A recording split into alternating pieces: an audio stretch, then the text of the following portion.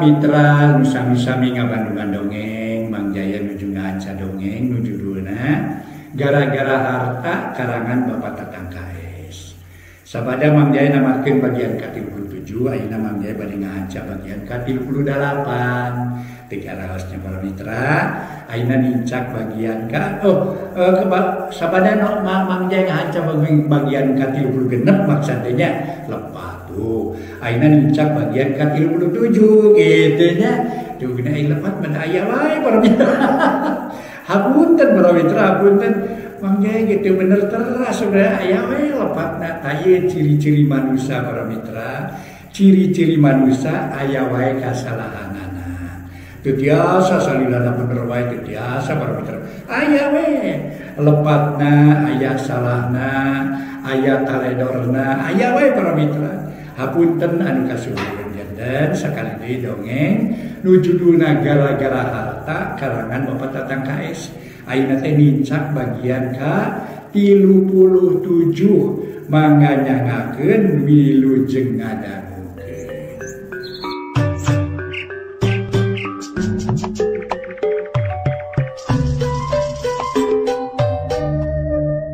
Para mitra wilujeng tepang dangu sareng acara matuh dongeng enteng pangbeberahmana.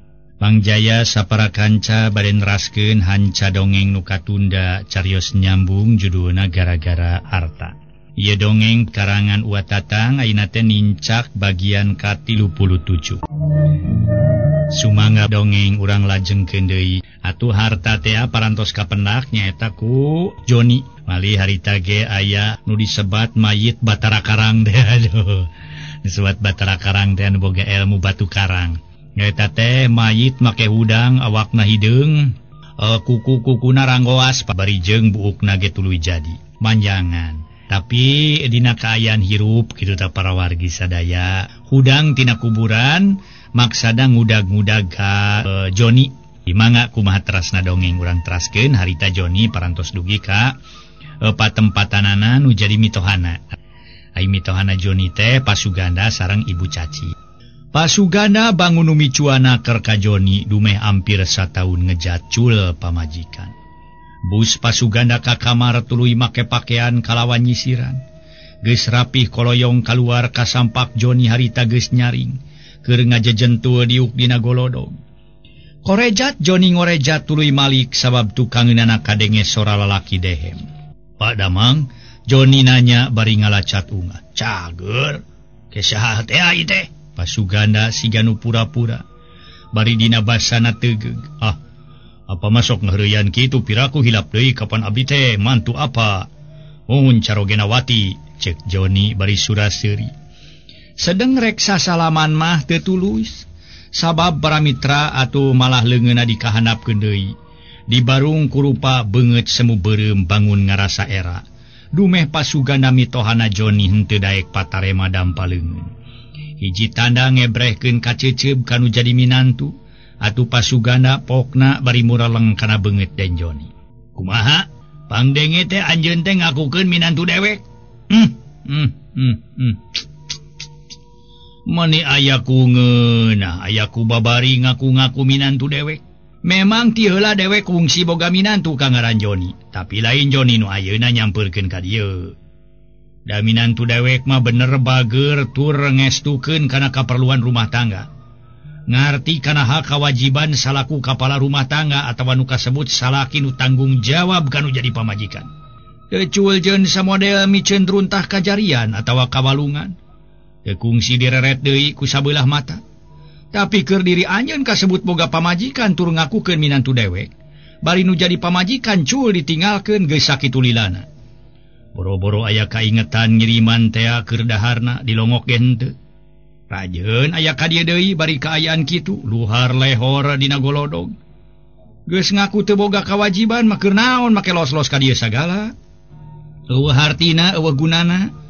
Mana kitu ge keur anjeun teh geus teu boga uruseun, teu boga tanggung jawab. Da moal burung kaparaban, moal burung kapakean ku dewek kenaha.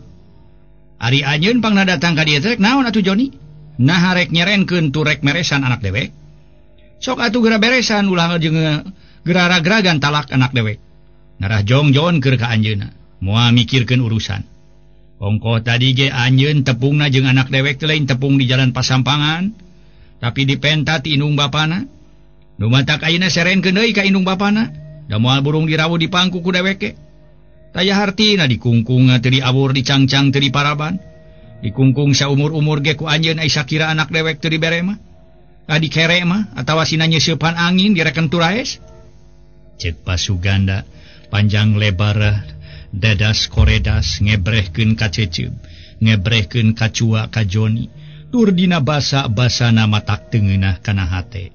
Lir ibarat ngadahar dodol anu murag kana keusih kekurang-kurang na matak ngahudangkeun piamaraheun. Tapi keur Joni kalah pokna teh rada lumengi siga nu sieun kudu jadi mitoha. Apa? 1000 mugi teu janten benu, salaksa mugi teu janten rengat mana. Mugi ngapunten we kana kalepatan abdi lahir tu makaning batin pa. Di luhur sausap rambut ti handap saibas dampal.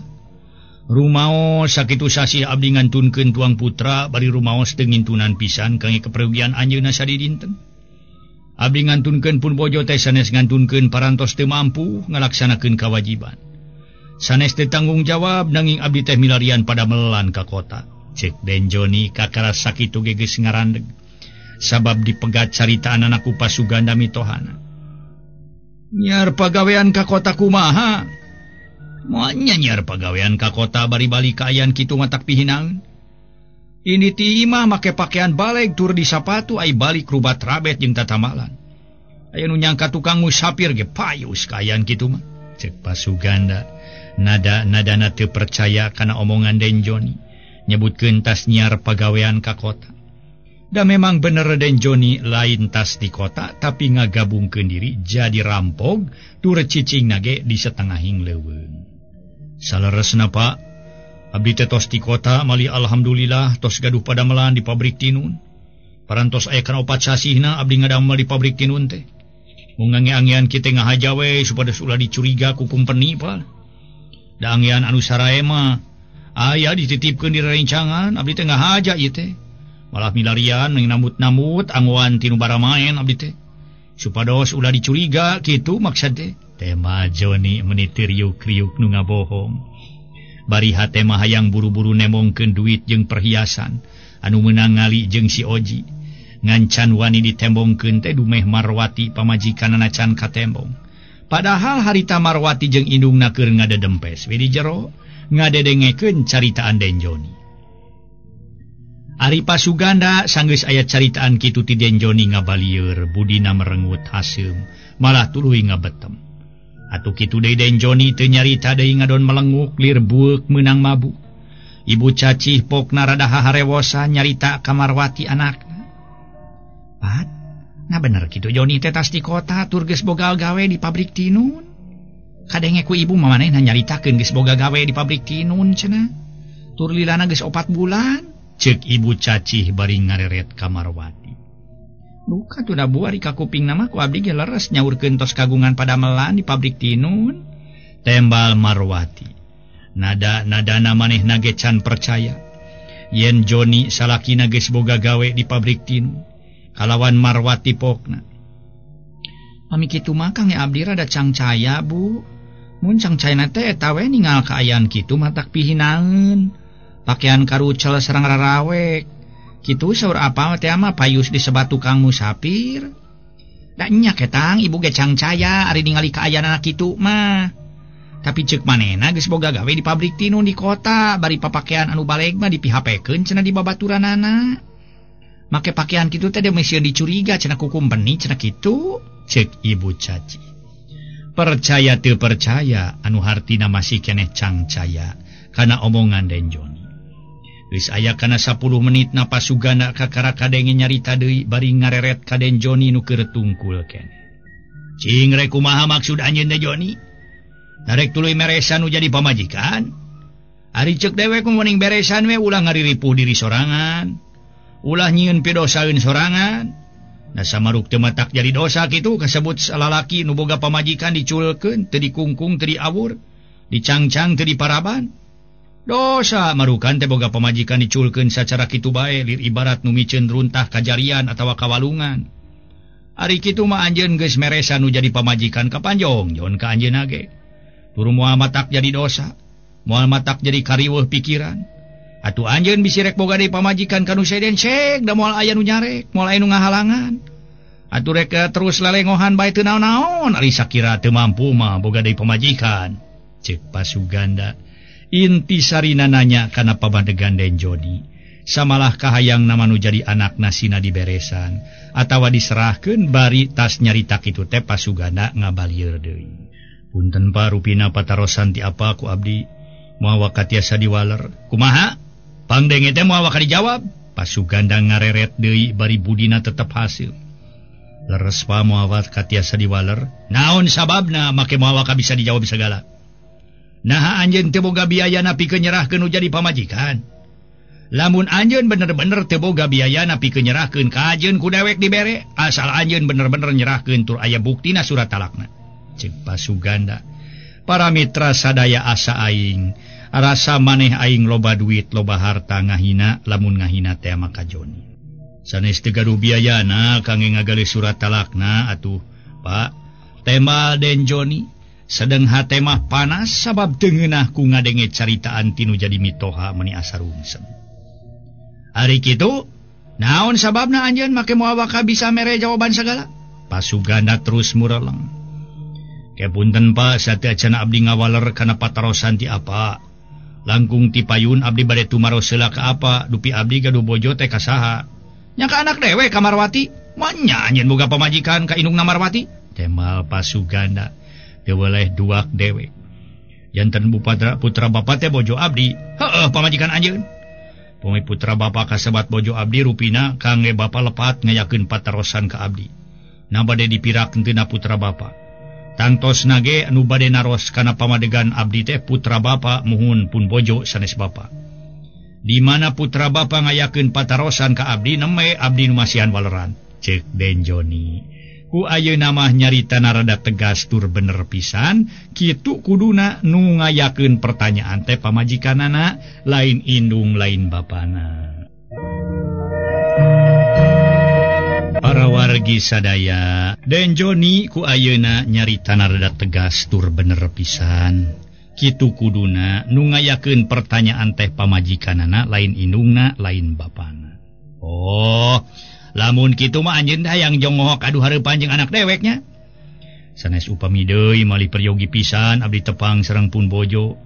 Kalain abdi bade naros kana pamadegan anjeunna. Nah suka keneh dipihukum ku abdi, natos teu aya kasuka. Eta mah kumaha pangemut anjeunna. Jalan abdi mah tiasana nikah ka putra bapa teh ku jalan suka pada suka. Pami putra bapa kapungkur nyaurkeun teu suka mah ku abdi. Moal dipaksa kedah kersa ditikah ku abdi. Atuh bapa sareng ibu ngarujukan tuang putra ditikah ku abdi, malah bapa minangka walina nikahkeun abdi ka tuang putra. Tema Den Joni. Dibalik-balikeun para mitra geus kitu mah gero Pasuganda ngagegero Marwati anakna nu keur ngadedempes di jero jeung indungna. Wat? Wati? Hah? Temal Marwati ti jero. Kadieu lah sakedeung. Sakalian jeung si ibu sina kadieu. Ceuk Pasuganda teu hararese Marwati nyampeurkeun. Dituturkeun ku ibu cacih gek dariuk dina kursi. Wat damang? Den Joni nanya. Pangesto? Temal Marwati pondok luk tungkul. Budamang? Den Joni nanya kanu jadi mitoha awewe. Cager kamana wae atuh mending ngampleng. Menawi tos ngalalakon abdi teh bula. Tema Den Joni semu kapi asem. Atuh Pasuganda kakara nyarita deui ka Marwati anakna bari ngareret. Bae kadinya gera nyarita meungpeung nu jadi salaki datang.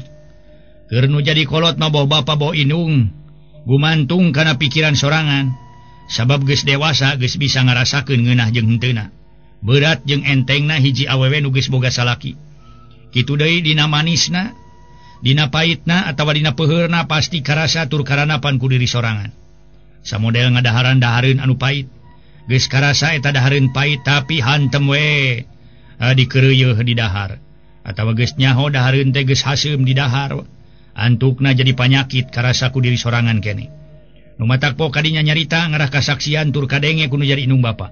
Cek Pasuganda ngan henteu pok we kudu menta diserahkeun. Eta kumaha tuh maksud akang ayeuna pangna datang ka dieu teh naha rek meresan abdi? Cek Marwati kalah kananya kana pamadegan nu jadi salaki.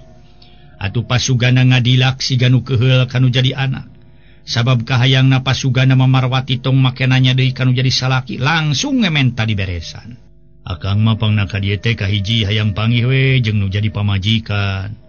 Da pugu pamajikan akang aya di dieu, kadua rek teu tamada menta dihampura. Wayana akang sakitu bulan ninggalkeun nu jadi pamajikan teh bari teu dikiriman pisan. Katiluna akang rek bebeja kanu jadi pamajikan. Kunaon pangna akang ninggalkeun tur init ka kota. Nyata akang inget boga uruseun, boga ibadaheun nyata nu jadi pamajikan. Nya akang init ka kota teh nyiar pagawean. Alhamdulillah aya milik kuat. Dikersakeun akang menang pagawean di pabrik tinun geus aya kana 4 bulan. Atuh dina sajero 4 bulan teh nya boga we panghasilan. Sanajan henteu gede ge matak nyugemakeun. Atuh hanya keur akang mah ngarasa bagja. Boga rejeki ladang kuli bari kayan akang siga jalma tukang jajalu. Atawa siga jalma musafir make pakaian karucel teu puguh rupa. Lamun pihinaeun teh matak pihinaeun nu ningali. Tak kitu maksud jeung tujuan akang balik teh. Gaya maksud akang Iwati nu dicaritakeun bieu. Atuh bieu Wati ngayakeun pertanyaan kitu ka akang. Keur akang mah teu kudu ditanyakeun, malah lain Wati nu nanyakeun kana pamadegan akang. Tapi akang nu wajib nanyakeun kana pamadegan Wati. Da ceuk apa ge kitu. Pait peheurna ngeunah teu ngeunahna enteng beratna moal karasa ku batur. Pasti karasa ku Wati sorangan. Eta kumaha maksud jeung kahayang Wati, pok caritakeun nu jelas. Ulah rek didingding kelir di sinang siloka, bruk-brak caritakeun ka akang. Cek Den Joni, rada panjang lebar cumarita kanu jadi pamajikan, tur kasaksian kunu jadi mitoha duanana. Aya kana sababaraha menitna Marwati teu buru-buru ngajawab kalah melenguh. Gado meh antel kana dada, taksiran ngarasa bingung teu mangih tungtung. Susah taya kendatna, pikeun mere jawaban kana pertanyaan nu jadi salaki.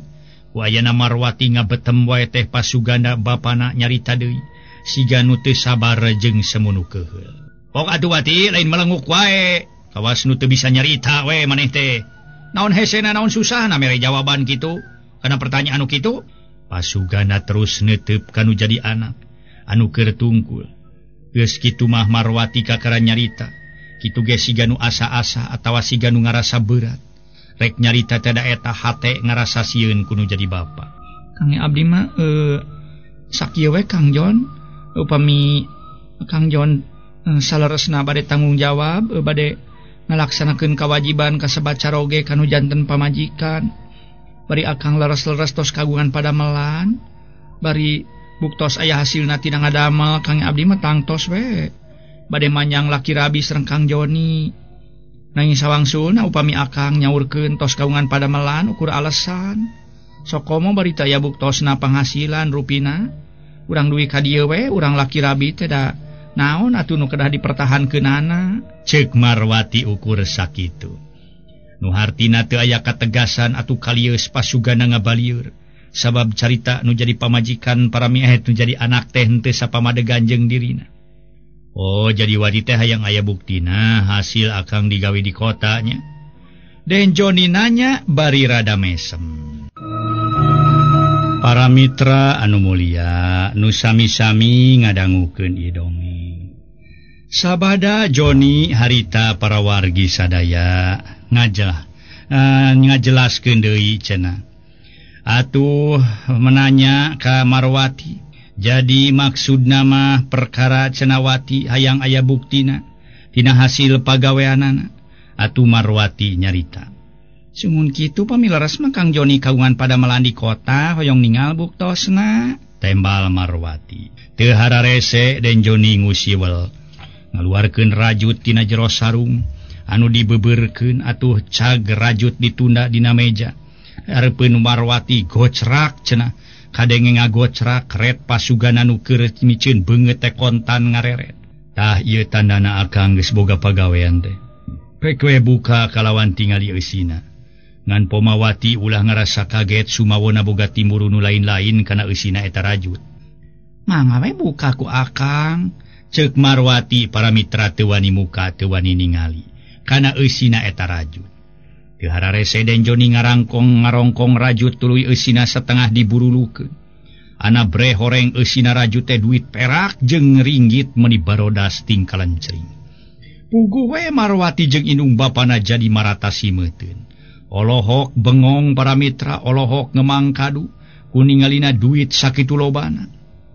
Ta eta buktina akang geus boga pagawean tewa toperawatan da milik wati ladang kesang akang kuli salila 4 bulan. Den Joni nyarenkeun duit tur bebejana maladang digawe salila 4 bulan.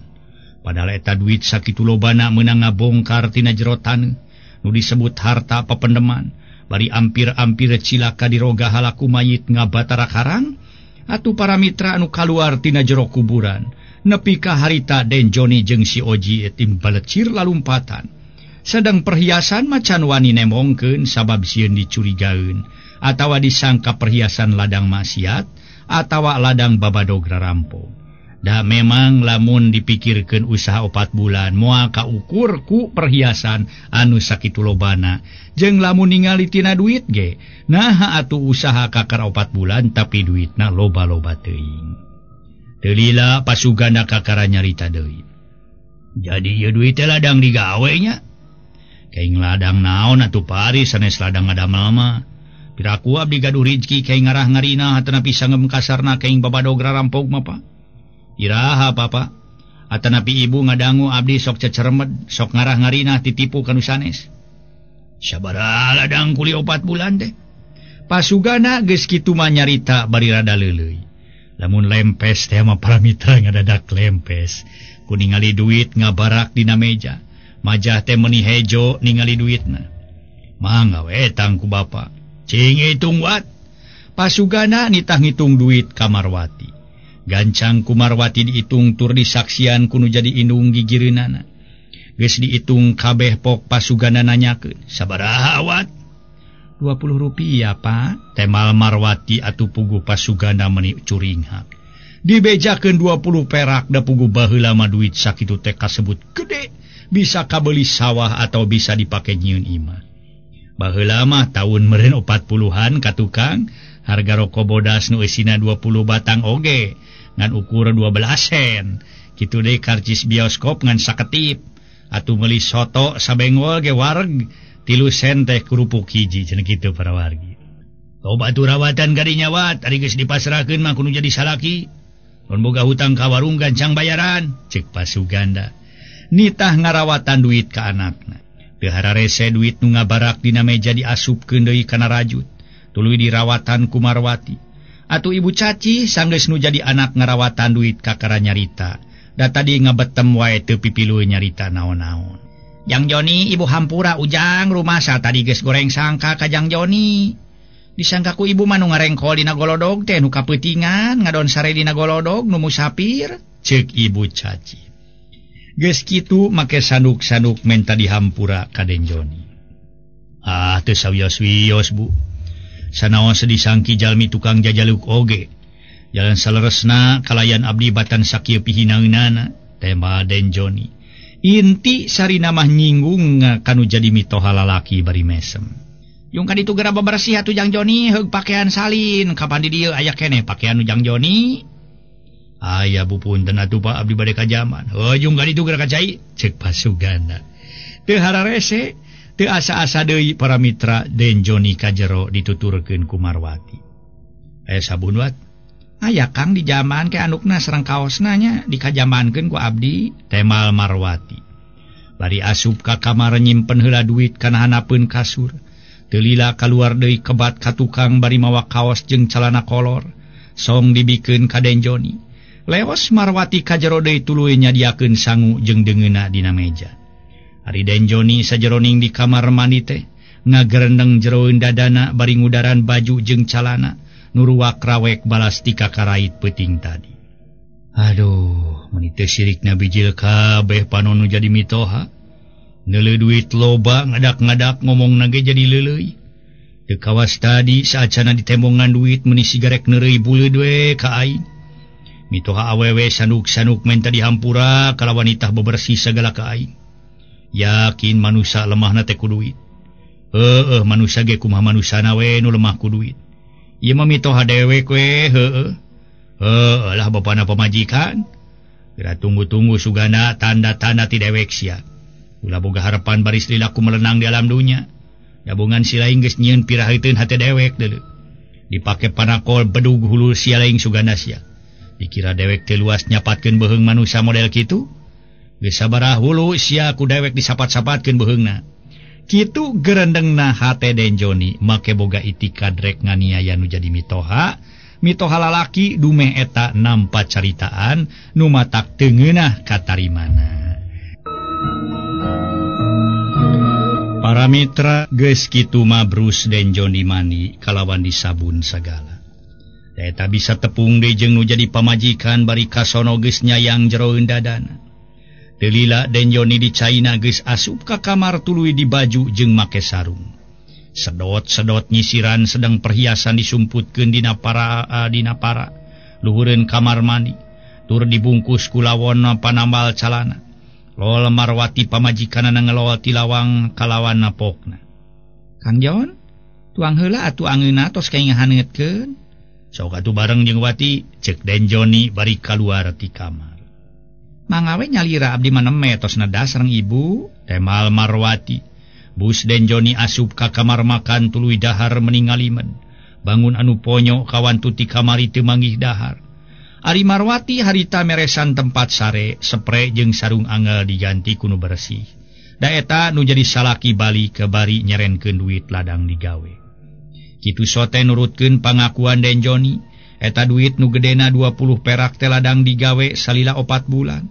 Atuh nu jadi inung bapa dibere saringgit sewang ongkohan. Pasugana nyaritakeun hayang meuli samping sarung jeung tarumpa.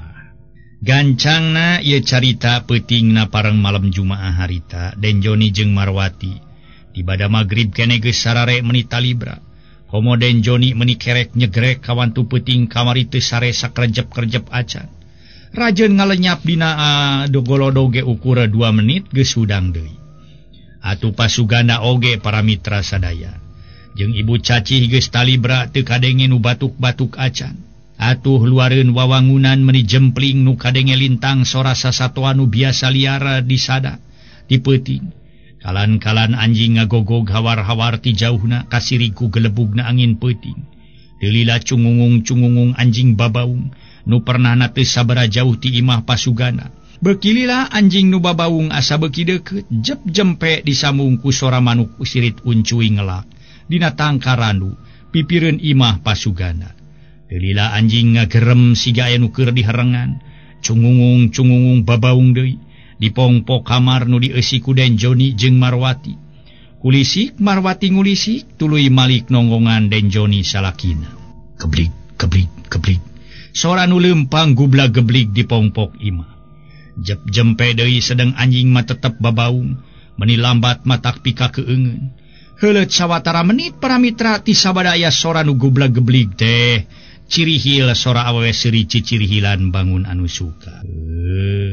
Waktosna seep.